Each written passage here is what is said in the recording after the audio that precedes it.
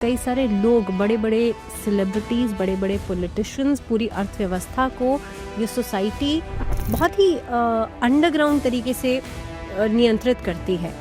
शपथ ली कि हम एक संगठन बनाएंगे और अपना सारा कार्य जो है वो बिल्कुल गुप्त तरीके से करेंगे। वो जो पहला व्यक्ति था जिनका आपने नाम लिया, एडम वाइज़ेक, उनका क्या रोल था और उनका क्या रणनीति थी इस सोसाइटी को लेकर के?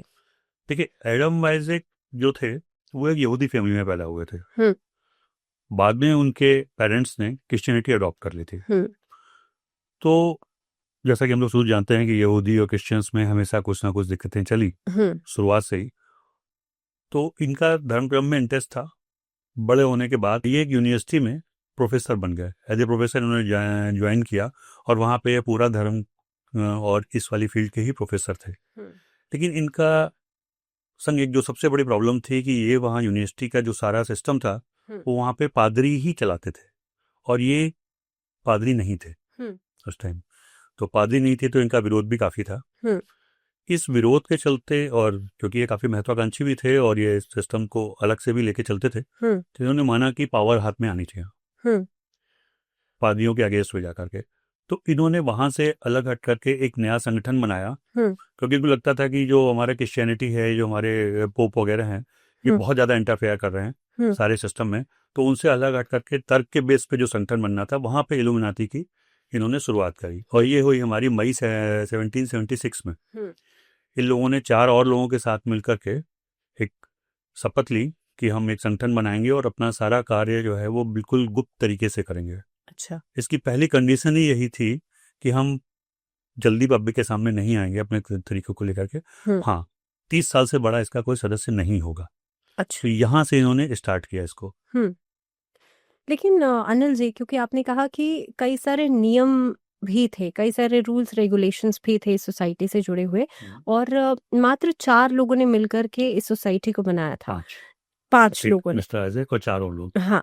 तो वहां से लेकर के यहाँ तक का जो सफर रहा, क्योंकि ऐसा बीच बीच में ये भी माना जाता रहा है कि इल्यूमिनाटी का संगठन कुछ समय के लिए चला और उसके बाद बंद हो गया कुछ सालों बाद।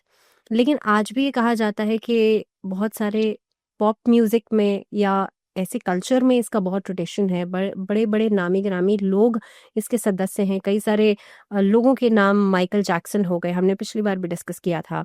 कहीं ना कहीं पे दिलजीत दोसांझ है, इनका नाम जोड़ा जाता रहा है, बादशाह का नाम जोड़ा जाता रहा है।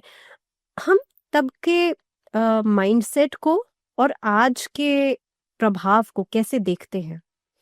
देखिए, शुरुआत से ही जैसा कि इसको था, जब इन्होंने संगठन बनाया तो बहुत छोटा सा था, लेकिन इनको शुरुआत में फैलना था।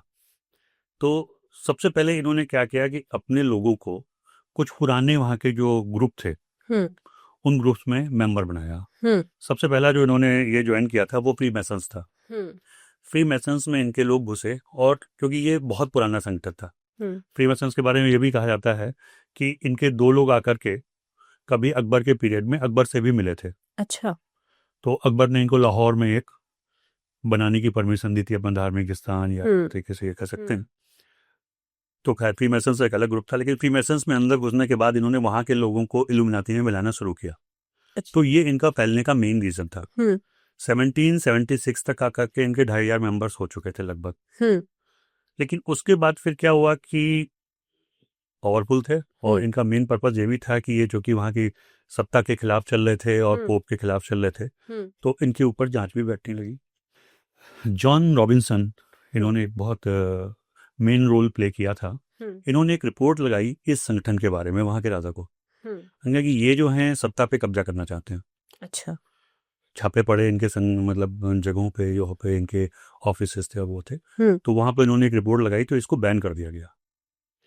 बैन तो कर दिया गया, लेकिन तब तक ये लोग, कुछ लोग क्योंकि फ्रीमैसन्स को ज्वाइन कर चुके थे, तो ये उनके साथ लगभग ये बने रहे। इल्यूमिनाटी नाम अंडरग्राउंड हो गया, पीछे चला गया।